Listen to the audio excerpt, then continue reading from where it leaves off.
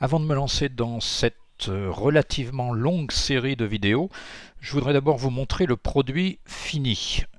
Alors ne faites pas trop attention aux couleurs, à la police, à l'emplacement des titres, etc.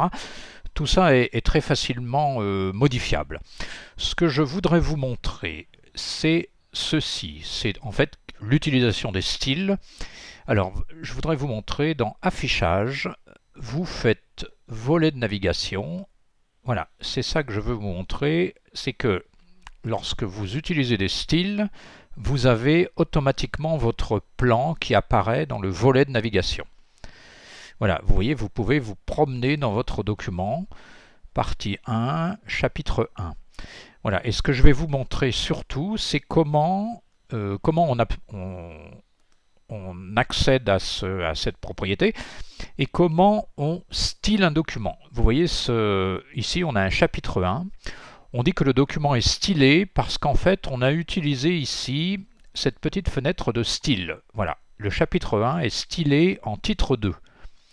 Je vais vous remontrer le titre de partie. Voilà, quand je clique dans titre de partie, vous voyez, je suis stylé en titre 1.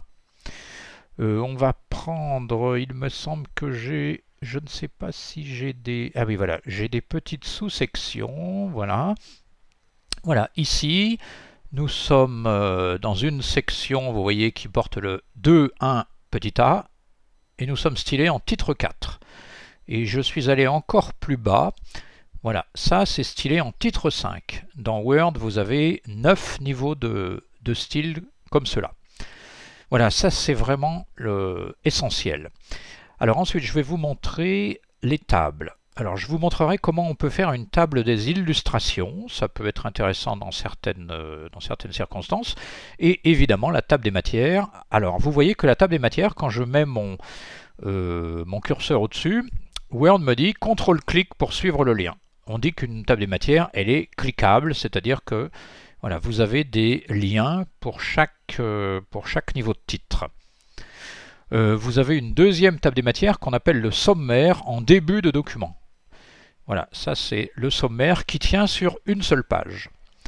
Je vous montrerai aussi, je l'aperçois là en passant, que vous voyez ici les annexes sont paginées en petits chiffres romains, alors que le corps du document est paginé en caractères arabes comme d'habitude. Et je peux vous montrer aussi ce qu'on appelle l'avant-texte, c'est-à-dire les remerciements. Alors vous avez un engagement de non-plagiat pour les mémoires de master, des remerciements, etc., des abréviations, enfin bon, jusqu'au sommaire. Toutes ces pages-là ne sont pas paginées. Donc vous voyez qu'on a 3 systèmes de pagination. On a les avant-textes non paginés, le corps du texte qui est paginé, voilà, et puis les annexes qui sont paginés en chiffres romains. Voilà, ici. Je vous montrerai voilà, ce que vous voyez ici, une page qu'on met dans l'autre sens. Ça s'appelle en format paysage.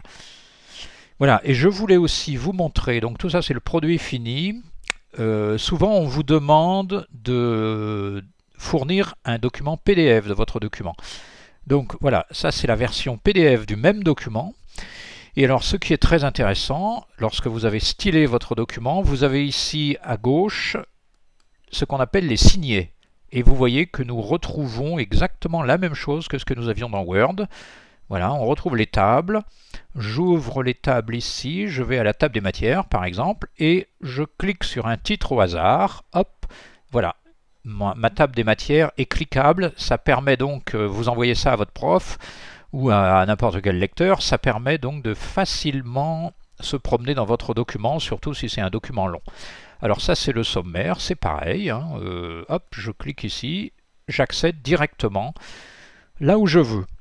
Donc dans les vidéos suivantes, je vais vous expliquer comment on peut faire tout ça.